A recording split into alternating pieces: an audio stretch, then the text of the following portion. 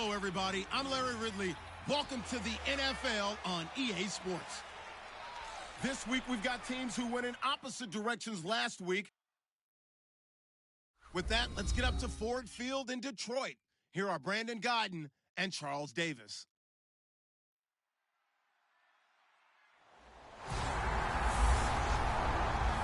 All right, Larry, first opened in 2002. There's a look inside Ford Field here in downtown Detroit.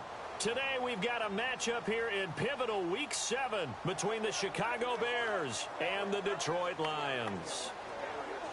Along with Charles Davis, I'm Brandon Gaudin. And, Charles, we look at this Lions team entering play. They come in feeling good after back-to-back victories.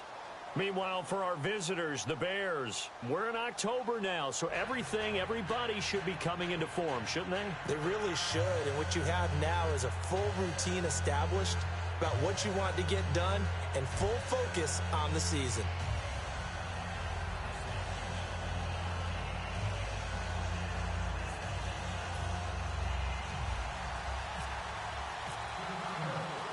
Getting toward the halfway point of the NFL season, Week 7 is underway on EA Sports.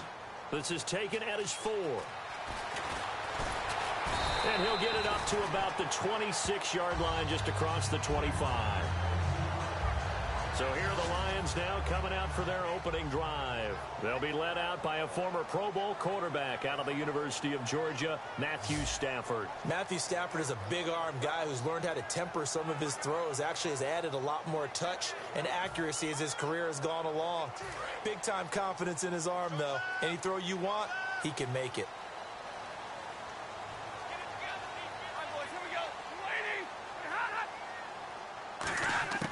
Stafford on first down. Over the middle, the catch made by Mitchell. A good pickup there, 8 yards on the first down completion.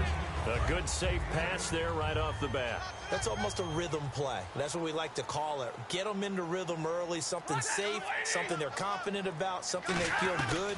And once that's completed, then you just keep moving from there because the confidence elevates. Only a yard on the pickup, so from a good situation on 2nd and 2, it's now 3rd and 1. We get a look now at the offensive starting unit for the Detroit Lions, and one big target they have at tight end is Eric Ebron. And they are ready for him to fulfill his promise because he was drafted to be a game breaker. Big target, guy who could block at the line of scrimmage, but really get downfield and make plays against defenders, overmatch them. They haven't seen enough of that yet. They want to come to the front in 2016. Losing 2 yards that time, and now it's 4th down. And, partner, in a lot of short yardage situations, you'll see the linebackers step up into the gaps, what we call mugging the line of scrimmage, to make sure they take away all spaces, all creases. That one worked really well for them. Now only needed a yard, instead went backwards.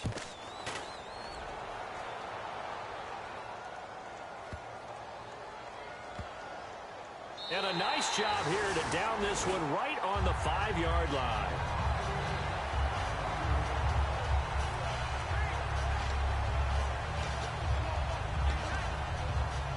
Very tough spot here for the offense to start.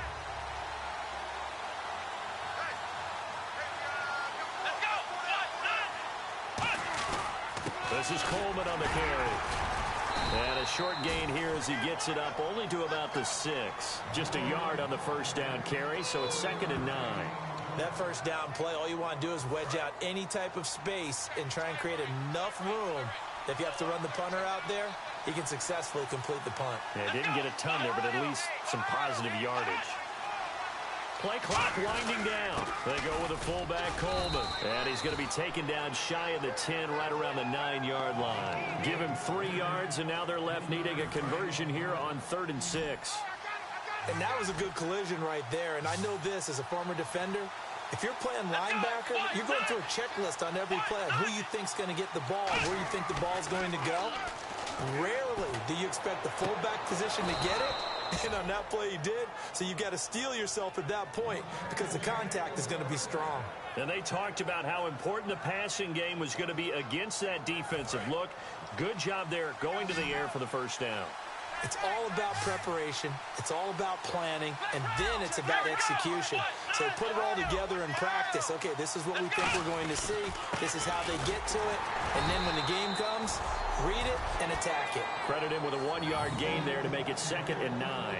That's someone who's pretty happy right there. That's the defensive coordinator. Body after body getting to him before he can get started. 2nd down following the run.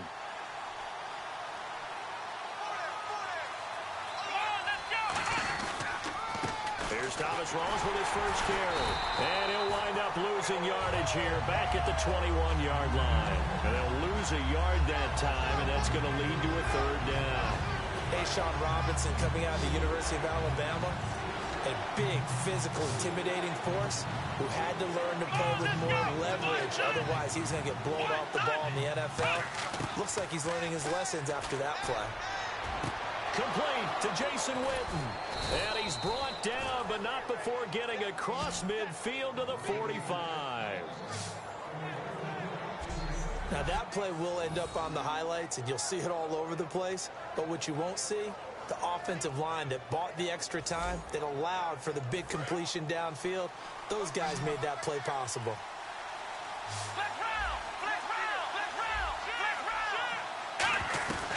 First down, this is Rawls. And he takes it down to the 40 with a pickup of 4. Not a run that you're going to write home about, but still a good first down run. That's what an offense calls staying on schedule.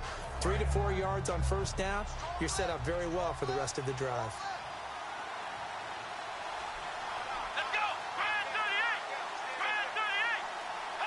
Time running out here on the play clock. On 2nd down, Rawls. They'll wind up getting 4 down to the 36. Frustrating for a defense, energizing for an offense. Finding a way to create that type of yardage in your running game, that'll make the guys carrying the ball very, very happy.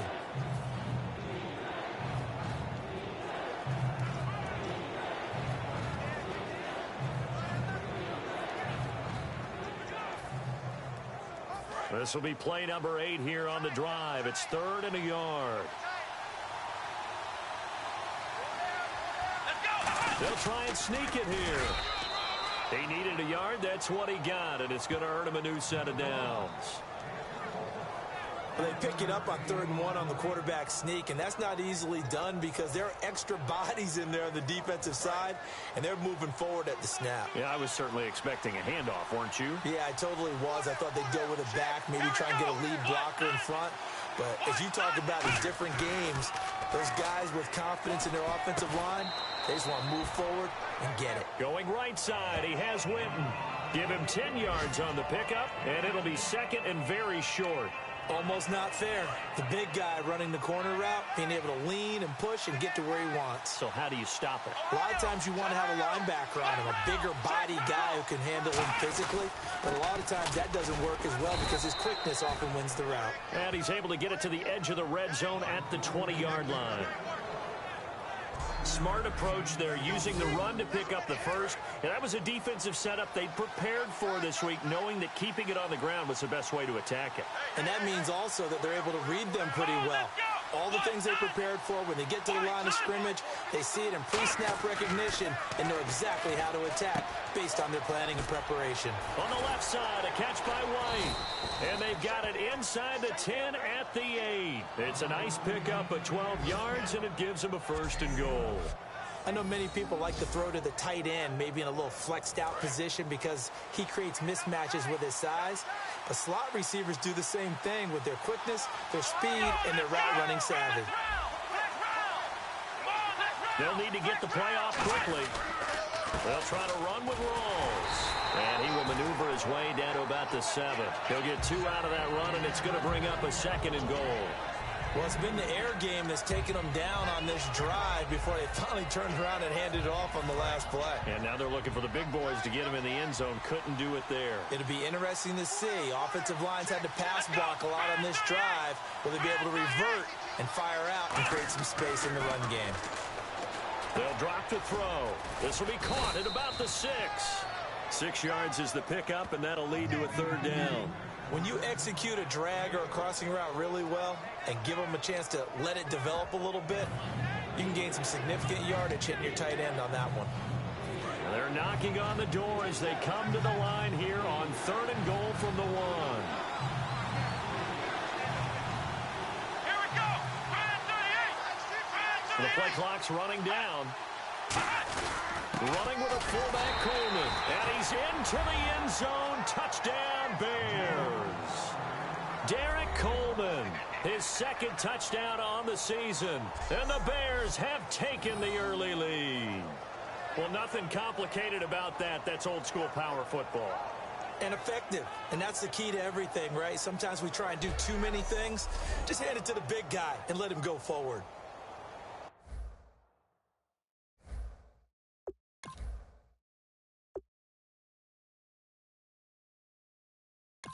Dan Carpenter now for the extra point.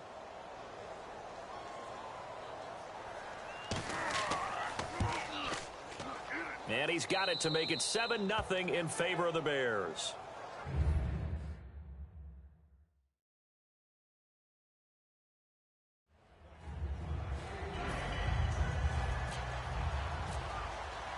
The Bears send the kicking team out there, and they will send this one away.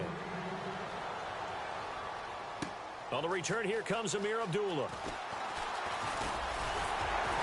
And a good effort on the return there. Gets him across the 30 to the 33-yard line. So here come the Lions now. And they'll certainly be trying to do better than that first drive where they went 3 and out. And sometimes the first drive is just simply to settle nerves. You know what it's like at the start of a game with the emotion. Guys are a little bit jumpy. You do. Oh, you understand the same way. It's just like us calling one, right? Making sure we ease into the game, let it come to us. Well, you went and now they have that opportunity. No, you didn't go 3 and out. I went 3 and out on that first drive. I'll try to do better here. A gain of 3, 2nd down. And here are the Chicago defensive starters. Pernell McPhee is a strong run-stuffing outside linebacker who's beginning to blossom as a pass rusher.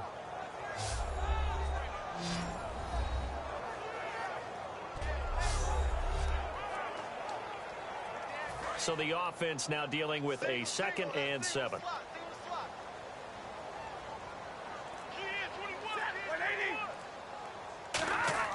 Play fake to Abdullah. It's Stafford. Completing it here to Marvin Jones. And he'll be taken down, but not before he gets into enemy territory. Love the call by the offensive coordinator, recognizing the situation very well, calling for the play-action pass, and completing it. Fresh set of downs here. They'll come out in the pistol. On 1st and 10, Stafford. And he will find his man on the outside. The 20. And he gets this one all the way down inside the 15, just shy of the 10. That one goes for 38 yards. And it'll be 1st down, Detroit. Coaches really don't care from what position they get this, but run after the catch ability, rack ability, is often the difference between winning and losing and changing field position. Now a 1st down throw. Stafford looking for Tate, and it's intercepted. A great read, and it's picked off. And a big turnover there as his guys will get the football back. And he may want to track down that football because that's interception number 1 on his career. You're saying that's going into the trophy case? I'd put it there. Yeah, no doubt about it. That's when you ask the equipment guys to make sure they hold it for you after the game. But if you play in the back 7 on defense, that's part of your job, finding ways to take the ball away from the other team. And now Chicago getting ready to go as they take the field. And they were able to punch it in the end zone last time. They'll be looking to do that again here for the defense. Obviously, they'll be looking to stop them from punching it back in the end zone. It always is punch-counter-punch, isn't it? And which team has the advantage? Well, let's just go back. Last time on offense, they rolled downfield, got into a good rhythm. You can see a little more bounce in and out of the huddle. You can see the sideline really get into the game. So defensively, you're thinking to yourself, how do we take that away from them? How do we get the advantage back? Let's see. I think pressure is always the first way to go. You love pressure. I love it. We'll see if they dial it up this drive. So the offense has it 1st and 10.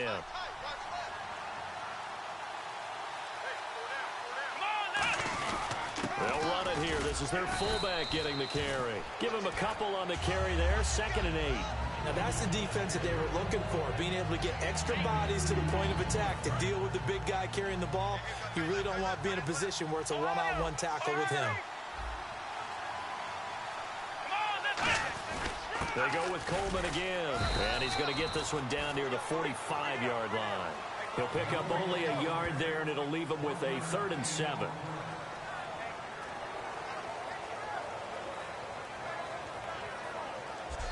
So they'll get a little extra time to come up with his 3rd down play as we've hit the end of quarter 1. It's the Bears off to the early lead. We're back to the Motor City after this. This is the NFL on EA Sports.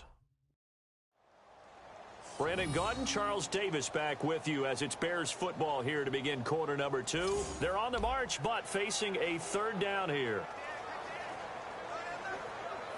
And the defense searches for one more stop here after the run on 2nd down. And the Lions going with an extra DB here on 3rd down. The former Michigan Stater, it's Jeremy Langford. Only a yard on the pickup there, and it's going to leave them with a 4th down.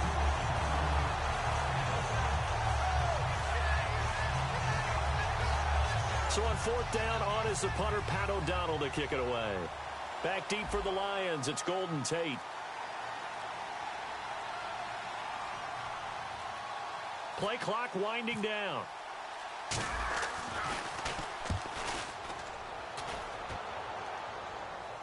And out of bounds, sailed over, looked like right near the pylon. This one's going to be perfect. Directional kicking at its finest, right down at the 1-yard line. And Detroit getting set to go now. And the interception thrown in the red zone last time. We'll see if they can rebound. I just have to think the last thing he said as they went back out there was, don't do that again. What do you think? What do you think? Yeah, I think that. I think that not only did he say that, but he also told him, let's put it in the end zone that it's supposed to be in, all right? The end zone we're trying to score. I know we're being a little bit facetious here, but the bottom line is take care of the football, and everything else should flow from there. Quick lesson, never ask the play-by-play guy a question. Hey, you're my partner. I know you're right there with me. Offense still needing 10 yards, 2nd down. Really shouldn't be a surprise. It's going to be hard to move people in this situation. You know they're going to bring the pressure defensively. Because I remember playing in these spots, and my coaches always say, don't be afraid to try and create a safety, too. They're going to bring pressure. And he's going to be taken down shy of the 5-yard line. 4 yards on the pickup there as they get it back to a more manageable 3rd and 7. So they run it on 2nd down. Now let's see what 3rd down brings here for the offense. From his own goal line, Stafford. And this is going to be incomplete. Eric Ebron, the big tight end, his intended target. Now 4th down.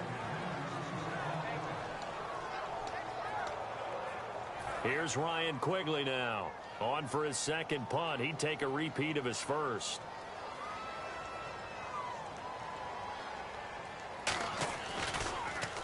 So a short drop, but he's able to get it out, and this is a good kick.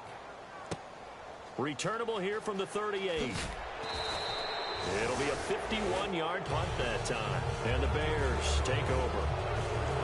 And now Chicago getting ready to go as they take the field. And a tight game after punting last time. See if they can get something going on this drive. As they head to the field now, with the game this close, you got to feel there's a sense of urgency for them going on offense right now. But they have to do it without letting panic creep in and affect their play. Here we go. A quick give to Coleman. And he will be brought down at about the 43 that time. 2 yards on the carry there. It'll be 2nd down. I do know from experience that when you slow down someone's running game, you're now doing the dictating on defense. And guess what? Now you're getting ready to tee off on their quarterback because they have to throw it all the time. But you still have to be alert for the draws and other plays of that nature to make sure you don't get hurt. They come out here in the eye. Another run, but this time it's Rawls.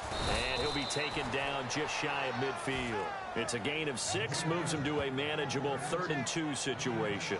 And once again, leverage wins. The offensive line, lower than the defensive front, They moved him and found some good space for the guy carrying the ball. Looks like a nickel set here defensively on 3rd and 2. Yeah, maybe expecting a throw. Time running out here on the play clock. They'll go to the air here on 3rd and 2. And Jeffrey's got it. And he'll get this one down near the 20-yard line. That one goes for 29 yards on 3rd down.